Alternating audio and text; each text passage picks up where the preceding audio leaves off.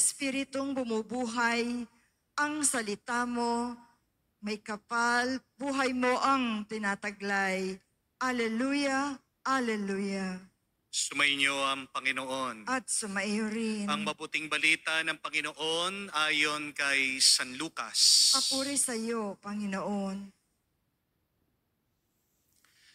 Nung panong yun, may isang eskribang lumapit kay Jesus upang siya'y subukin.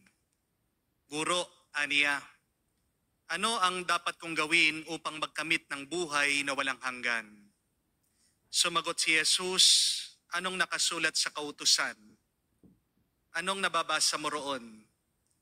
Tumugon siya, ibigin mo ang Panginoon mong Diyos ng buong puso, ng buong kaluluwa, ng buong lakas, at ng buong pag-iisip. At ibigin mo ang iyong kapwa gaya ng iyong sarili.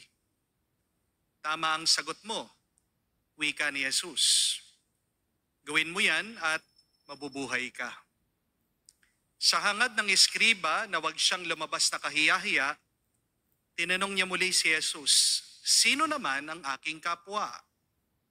Sumagot si Jesus, may isang taong naglalakbay buhat sa Jerusalem patungong Jericho. Hinarang siya ng mga tulisan, kinuha pati damit sa katawan, binugbog at halos patay nang iniwan. Nagkataong dumaan doon ang isang saserdote at pagkakita sa taong nakandusay, siya'y lumihis at nagpatuloy sa kaniyang lakad. Dumaan din ang isang Levita, ngunit tinignan lamang niya ito at nagpatuloy sa kanyang lakad. Ngunit may isang Samaritanong naglalakbay na naparaan doon. Nakita niya ang hinarang at siya'y nahabag. Lumapit siya, binuhusan ng langis at alak ang mga sugat nito at tinalian. Saka sinakay ang tao sa kanyang sinasakyang hayop, dinala sa bahay panuluyan, at inalagaan doon. Kinabukasan, dumukot siya ng 2 denaryo, binigay sa may-ari ng bahay panuluyan at sinabi, alagaan mo siya, at kung magkano man ang kakulangan niyan, babayaran ko sa aking pagbabalik. Sino ngayon sa palagay mo ang nagpakita ng kanyang pakikipagkapwa sa taong hinarang ng mga tulisan? Tanong ni Jesus. Ang nagpakita ng habag sa kanya. Tugon ng eskriba. Sinabi sa kanya ni Jesus, umayo ka, gayon din ang gawin mo. Mga kapatid, ang mabuting balita ng ating Panginoon. Pinupuri ka namin, Panginoong Hesukristo. Magandang araw po muli sa inyong lahat. Magandang araw po. And a blessed Sunday po sa inyong lahat. May nadaanan na po ba kayo, isang taong nangangailangan, pero dinedma mo lang at nilampasan? Kailan ka huling nagbulag-bulagan o nagbingi-bingian sa pangangailangan ng iba? Aminin niyo po, kasalanan natin lahat ito. Amen? Madalas, wala tayong pake sa hirap na pinagdadaanan ng ibang tao. Amen? Amen. Minsan, hinihingan ka ng pera ng iyong misis. Anong ginagawa mo? Parang wala kang narinig, nanonood ka pa rin ng TikTok. Inutusan ka na maglinis ng bahay ng magulang mo. Pero madalas, pinagkikibit balikat mo lang. Patuloy ka pa rin sa iyong pag-games, sa gadget. O kaya uunahin mong lakwat siya kasama ng iyong barkada. May umuutang sa'yo, kakumari mo. Pero iniba mo yung usapan. Nag-text sa'yo, pero hindi mo sinasagot. Tumatawag sa'yo, hindi mo pinapansin. May nagpapalimos sa labas ng iyong kotse, pero kunwari, nagte-text ka. May nakita kang aksidente sa gitna ng daan, pero iniwasan mo lang, nilampasan mo. Ano ang palusot mo? Baka modus, baka gawa-gawa lang yon. Baka kung hihinto ka, hoholdapin ka. Di po ba? Madalas ganyan ang ating pag-iisip. Mga kapatid, kapag hindi mo pinapansin ang pangangailangan ng iba, nagkakasala ka. Kaya wag mong sasabihin na wala kang kasalanan, wala kang ginawang masama. Bakit naghihirap ka? Kapatid, ang hindi mo paggawa ng mabuti sa iba ay kasalanan din. Ang tawag po natin dyan ay sin of omission. Kaya nga po, ang turo ng ating Panginoong Hesukristo, itong sikat na kwento ng mabuting Samaritano ay para sa atin, para gisingin, paalaala, muli, na ngayon sa mundo, kailangan pa rin ang awa natin. Kailangan ng ating kabutihan. Uhaw ang mundo ngayon sa ating pagmamahal. Alam po natin itong kwento ng mabuting Samaritano. Bata pa lang tayo, naririnig na natin yan. Hindi lang sa loob ng misa, kundi pati sa ating mga eskwela. Pero yung alam natin, hanggang isip lang.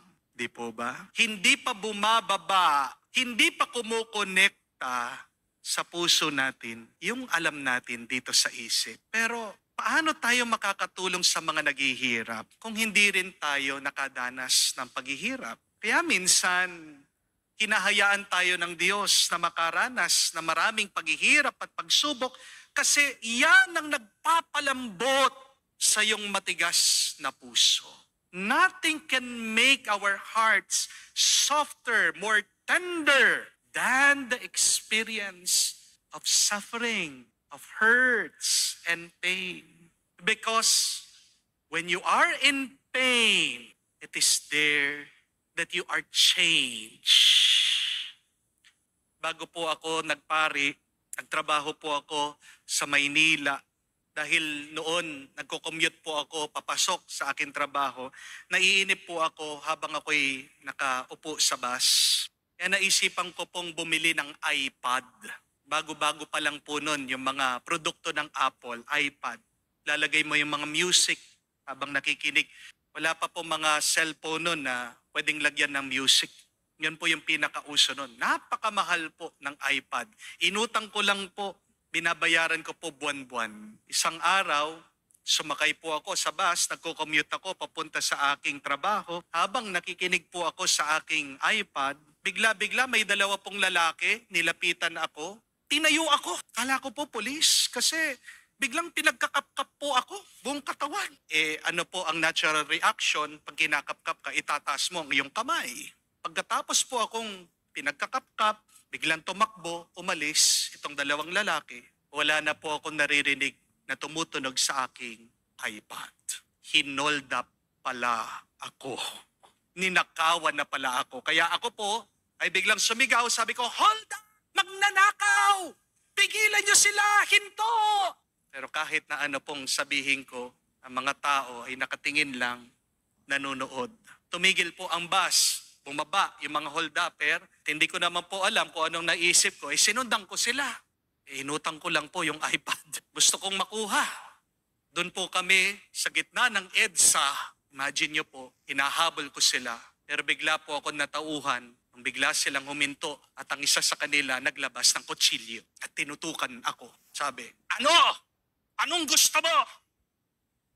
Ako naman po, wala akong maisip.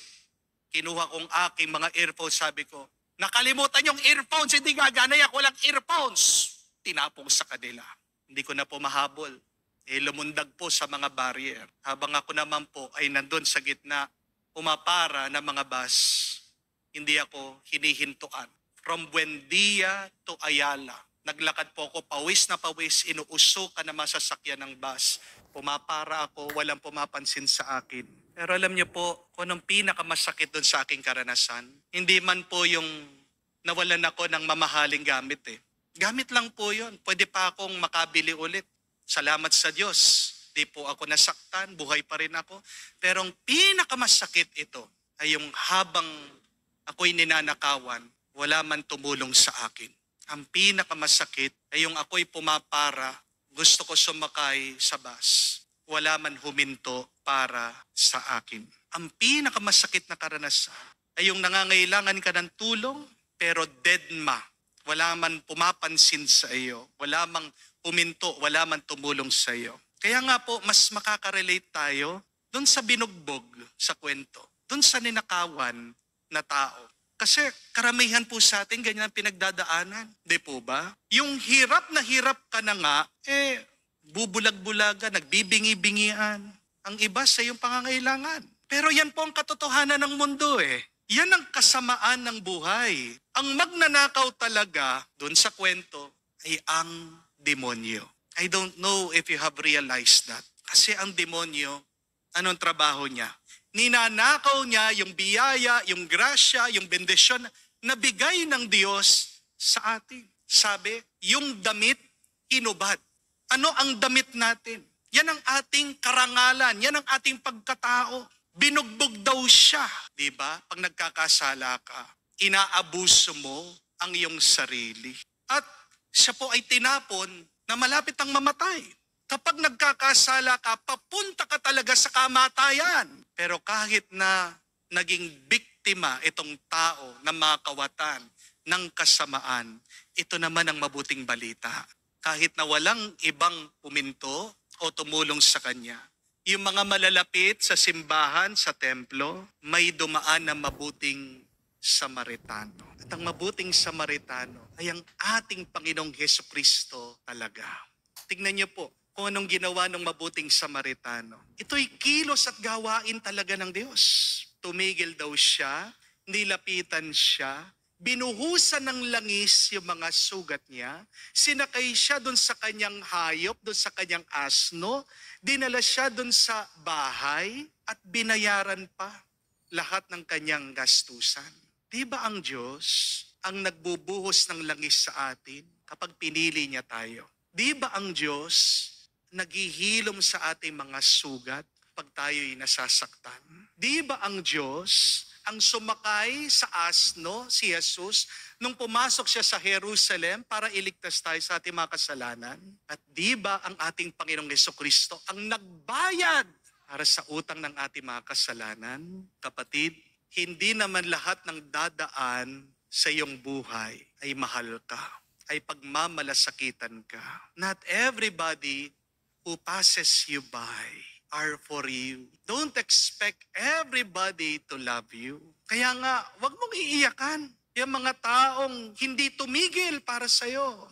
Don't waste your tears for people who do not love you. Amen? Na magagawa mo, hindi ka mahal. Hayaan mo sila. But this is the good news. If some people won't stop for you, God is always for you. Kaya nga sabi po ni Pope Francis dati, ito ang katangian ng Diyos. Ang Diyos ay malapit sa atin, ang Diyos ay mahabagin, ang Diyos ay maamo. The characteristic of God is that God is close to us, God is merciful, and God is tender. Kaya nga po, kahit na lampasan ka ng ibang tao, basta't nananatili ang Diyos, hindi ka niya lalampasan. God's grace will always cross the road for you. Bakit ba kailangan nating maging mabuting Samaritano sa iba? Ito ay dahil, unawain niyo po, nakakatanggap tayo palagi ng awa galing sa Diyos. You are gifted to give. You can give mercy because God has become very merciful to you. Opo, mahirap ang tumulong. Minsan madadamay ka pa sa problema ng ibang tao. Pero kung matatandaan mo lang kung gaano kahirap, kasakit ang merong problema, hindi mo nanaisin ito para sa iba. Di po ba? Kung alam mo kung gaano kahirap ang may pagsubok sa buhay, magiging mas maawain ka pa sa mga taong dumadaan sa pagsubok. My dear friends, don't ignore what is in front of you because your purpose is not in your plans. Your purpose is already in front of you. Dami natin mga panaginip, ang dami natin ginagawang plano. Pero yung pinapagawa talaga ng Diyos sa iyo ay nasa harapan mo na. Amen? Nung po minsan, habang nanonood po ako sa YouTube, may dumaan po dun sa feed.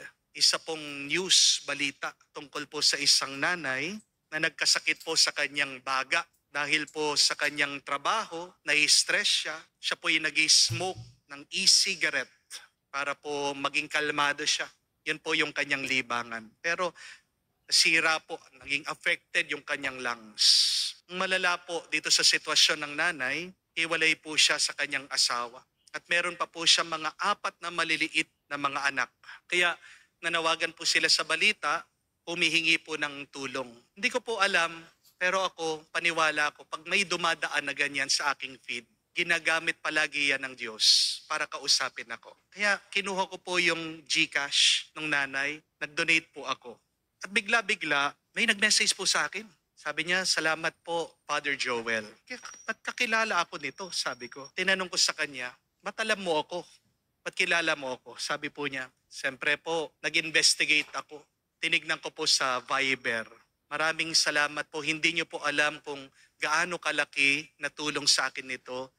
Lalong-lalo na ako'y may sakit at kailangan namin ng pagkain ng aking mga anak. Pero ako po ay tumulong dahil alam ko din po yung feeling na walang pera. Alam ko po yung karanasan na baon sa utang, hirap na hirap, naghahanap ng pantustos sa aming pangangailangan araw-araw. Kung nga po kami, kumpletong aking magulang, hirap na hirap kami, paano pa kaya itong nanay, single mother mag-isa, may 4 pang anak, mas mahirap ang kanyang kalagayan. Di po ba? Kaya ako po ay tumulong, kaya ako ay naawa kasi dumaan din po ako sa kaawa-awang kalagayan. At alam niyo po, ang sarap tumulong eh. Yan po yung blessing ng pagiging mabuting Samaritano. Amen? May tuwa sa pagmamalasakit, may galak sa pagtulong, may kapayapaan sa pagkakawang gawa. Please don't ignore people who are in need because someday you might be that person who will be in need. Huwag po kayong maging patay malisya, nakakamatay yan. Huwag po kayong palaging deadma, magiging dead kayo. Pero anong kabaliktaran ng patay malisya? Anong kabaliktaran ng deadma? Magkaroon po kayo ng malay tao. Hindi ba? Pag meron kang malay tao, mulat ka, buhay ka. Magandang itanong po ito. Sino ba yung mga taong nasa harapan ko na hindi ko pinapansin? Sino ba yung mga dinededma ko na nangangailangan talaga ng aking tulong?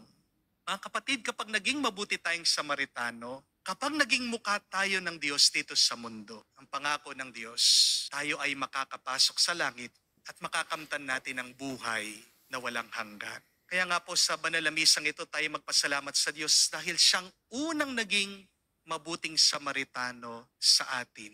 At naway kung tayo ay nakatanggap sa Kanya, hingin natin muli ang Kanyang pagpapala na maging lakas din tayo at awa sa ibang tao. Mga kapatid, ang mundo natin ay magiging mas kamuka ng langit kung dadamihan pa natin ang mga mabubuting Samaritano kamuka ni Jesus. Amen.